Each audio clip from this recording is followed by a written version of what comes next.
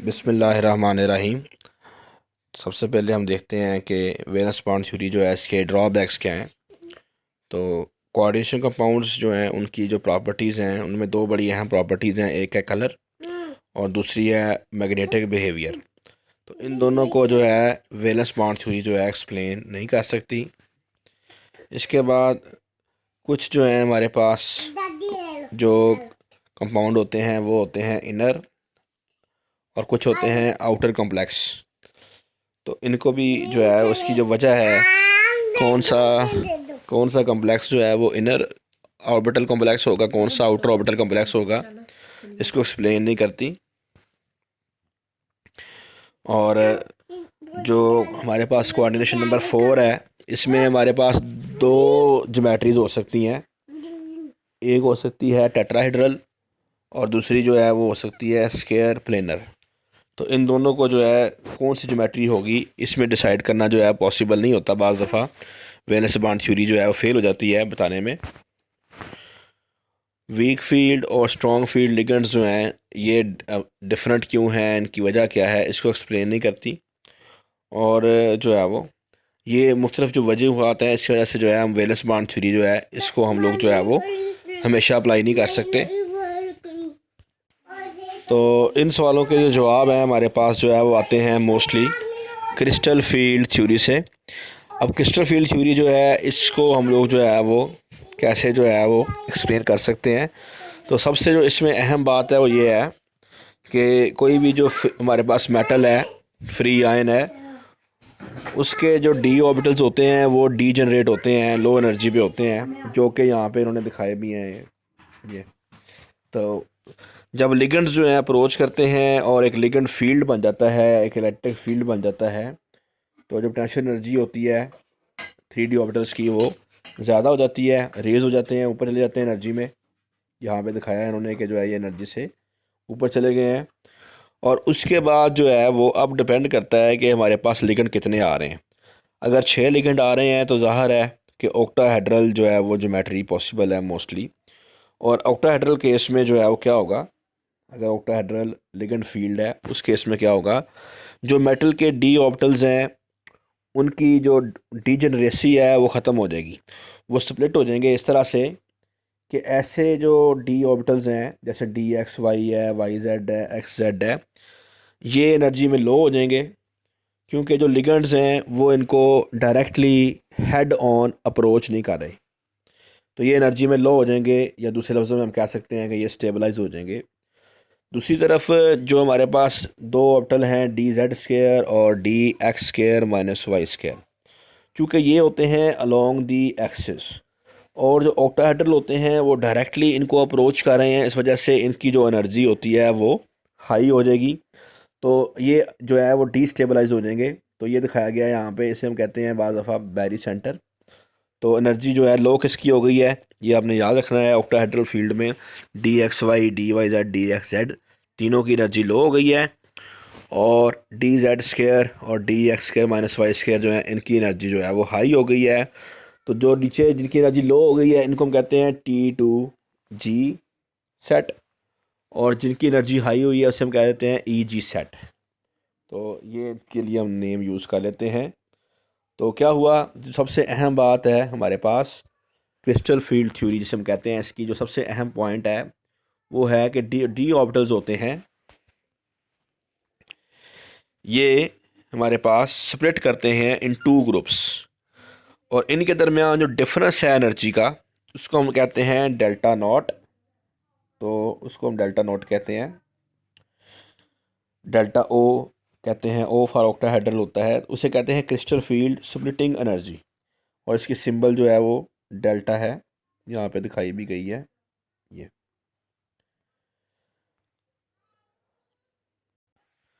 अब ये जो स्प्लिटिंग हो रही है इस पे आपने करना है गौर कि भाई ये स्प्लिटिंग क्यों हो रही है। ये स्प्लिटिंग हो रही है डी ऑर्बिटल्स की लिगेंड्स के आने की वजह से। अब लिगेंड्स जो हैं उनकी जो स्ट्रेंथ है वो डिसाइड करेगी कि स्प्लिटिंग कितनी होनी है। तो आप देखें कि फॉर एग्जांपल क्रोमियम जो है हमारे पास है, और +2 ऑक्सीडेशन स्टेट में यहाँ पे हमारे पास है दोनों केसेस में। एक कॉम्प्लेक्स इसका वाटर के साथ है और एक कॉम्प्लेक्स इसका साइनाइड के साथ है। तो जो वाटर है इसके साथ जो है इसका जो फील्ड है वो होता है वीक फील्ड, इसे हम कहते हैं वीक फील्ड लिगेंड। तो इस केस में जो स्प्लिटिंग है या डेल्टा है वो कम है। और दूसरा जो केस है हमारे पास साइनाइड वाला, इस केस में जो डेल्टा है उसकी वैल्यू ज़्यादा है। तो इसे हम कहेंगे स्ट्रॉन्ग फील्ड लिगेंड साइनाइड को। तो अगर वीक फील्ड लिगेंड है, फॉर एग्जांपल वाटर है, तो उस केस में स्प्लिटिंग एनर्जी स्मॉल होगी। तो उस केस में क्या है कि इलेक्ट्रॉन चले जाएंगे ऊपर, चले जाएंगे ईजी सेट में चले जाएंगे, पेयरिंग नहीं होगी। और सेकंड केस में आप देखें कि जो इलेक्ट्रॉन्स हैं वो, चूँकि डेल्टा की वैल्यू ज़्यादा है, जो स्टेबलाइजेशन एनर्जी जिसे हम कहते हैं इसकी वैल्यू ज़्यादा है, तो इलेक्ट्रॉन्स जो हैं वो ऊपर नहीं गए, वो नीचे ही पेयरिंग उनकी हो रही है।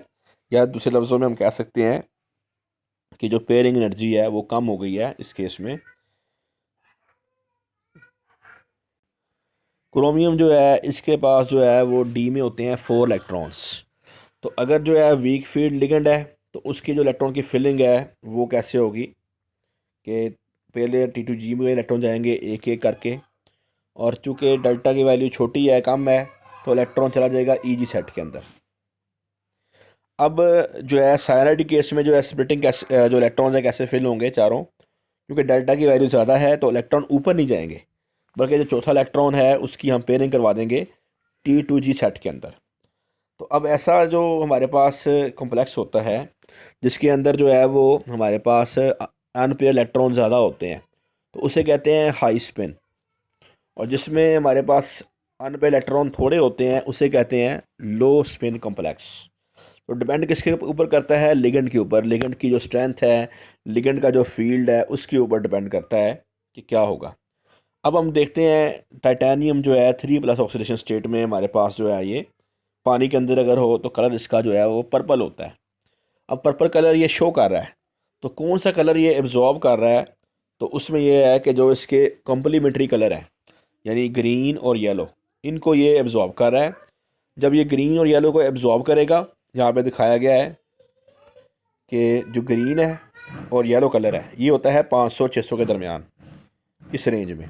तो यहाँ पे इसकी क्या हो रही है, एब्जॉर्प्शन हो रही है। अब जिस हिस्से की एब्जॉर्प्शन हो रही है उसके जो अपोजिट कलर होता है वो हमें नज़र आता है, पर्पल कलर हमें नज़र आ रहा होता है। तो इसको हमने एक्सप्लेन करना है। अब टाइटेनियम जो है उसके पास 3+ ऑक्सीडेशन स्टेट है अगर, तो होता है डी में 1 इलेक्ट्रॉन। वैसे इसके पास होते हैं 4 इलेक्ट्रॉन, 2 होते हैं एस में, और डी के अंदर जो है वो 2 होते हैं, 4 होते हैं। तो ये +3 ऑक्सीडेशन स्टेट में है, तो डी में सिर्फ एक इलेक्ट्रॉन रह गया है। अब वो इलेक्ट्रॉन कहाँ पे होगा, ज़ाहिर है वो T2G के अंदर होगा जहाँ पे एनर्जी उसकी लो है।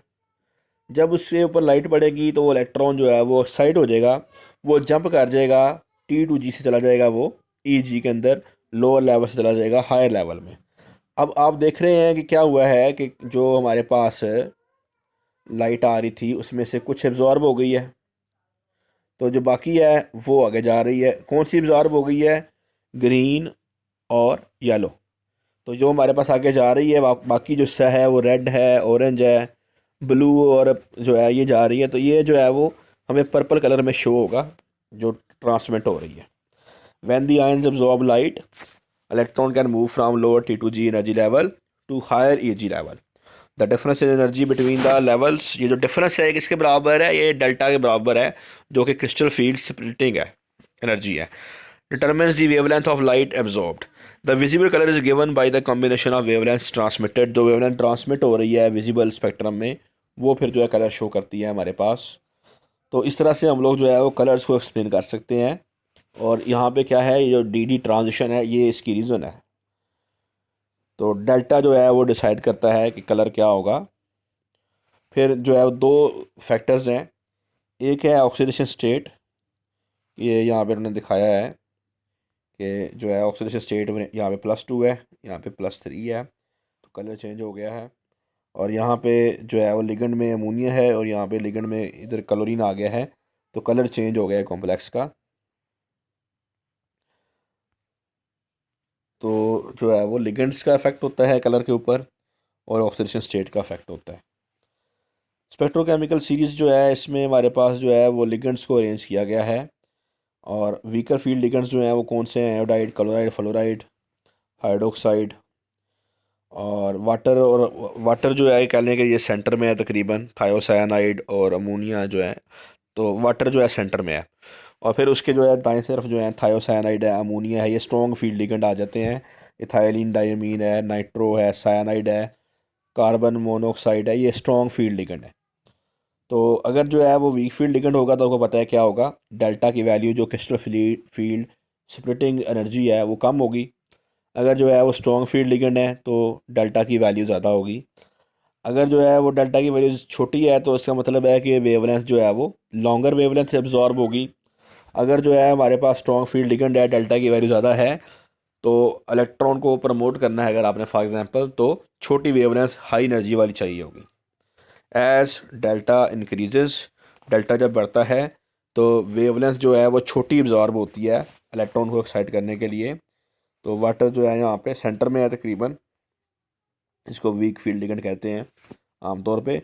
अब हम बात करते हैं मैग्नेटिक प्रॉपर्टीज़ की। ये डिपेंड करती हैं नंबर ऑफ़ अनपेयर्ड इलेक्ट्रॉन्स के ऊपर, कि किसी के पास जो है वो कितने अनपेयर्ड इलेक्ट्रॉन्स होंगे। तो हम लोग देखने जा रहे हैं, ये मैंगनीज 2+ है और वैसे इसके पास होते हैं 7 इलेक्ट्रॉन।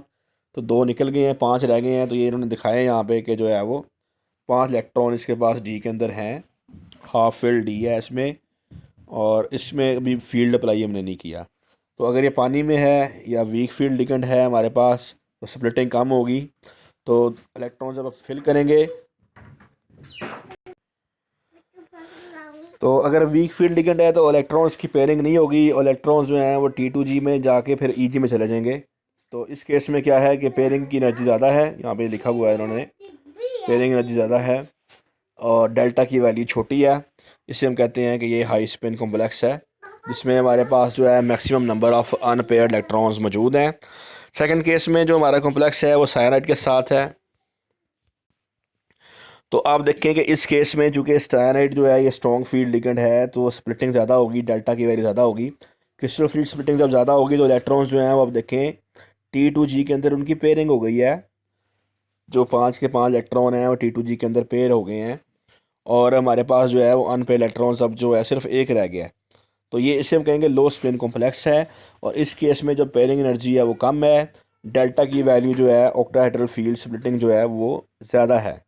तो डेल्टा क्या है हमारे पास, ऑक्टाहेड्रल फील्ड स्प्लिटिंग एनर्जी, या क्रिस्टल फील्ड स्टेबलाइजेशन एनर्जी भी कहते हैं इसको। अब हमारे पास जो है वो डी के अंदर कितने इलेक्ट्रॉन हैं उसके ऊपर डिपेंड करता है। तो हम लोग देखते हैं कि कैसे इसको हम लोगों ने जो है वो वीक फील्ड में और स्ट्रॉन्ग फील्ड में जो है प्लेस करना है। सबसे पहले हम देखते हैं D4 को। अब देखें कि D4 में क्या है कि जो है वो वीक फील्ड में क्या होगा, चौथा इलेक्ट्रॉन ऊपर जाएगा। लो स्पिन में क्या होगा, चौथा इलेक्ट्रॉन पेयरिंग उसकी हो जाएगी। अब D5 को हमने देखा है, अभी उसमें हम देखें तो जो इलेक्ट्रॉन्स हैं उनकी पेयरिंग नहीं होगी। अगर वीक फील्ड लिगेंड है तो पेयरिंग नहीं होगी, लेकिन अगर हमारे पास स्ट्रॉन्ग फील्ड लिगेंड है तो उनकी पेयरिंग हो जाएगी, वो सारे के सारे T2G में पेयर हो जाएंगे। अब है D6 का केस। तो D6 में देखें कि जो है वो हमारे पास 6 इलेक्ट्रॉन है। तो अगर वीक फील्ड है तो 5 हमने फिल करके, 5 हम लोगों ने जो है वो फिल कर दिए हैं। उसके बाद छठा जो है उसकी पेयरिंग करवानी पड़नी है हमें, ज़ाहिर है। और अगर जो है हमारे पास स्ट्रॉन्ग फील्ड लिगेंड है तो 6 के 6 इलेक्ट्रॉन जो हैं वो T2G सेट के अंदर पेयरिंग उनकी हो जाएगी। और लास्ट पे D7 में आप देखें कि 7 इलेक्ट्रॉन है, तो पहले इलेक्ट्रॉन जो है वो T2G में एक एक जाएगा, फिर EG में एक एक जाएगा, 5 हो गए।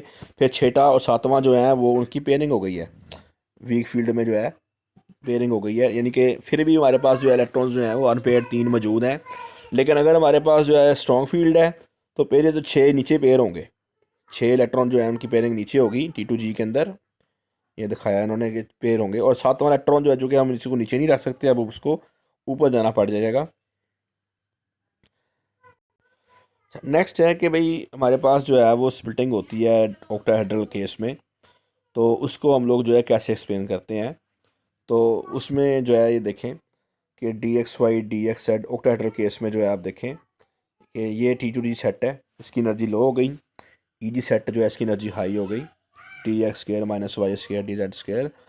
तो जो T2G की एनर्जी है वो कितनी कम हुई है, तो इसको हमने याद रखना है हमने कि ये 2/5 डेल्टा नॉट।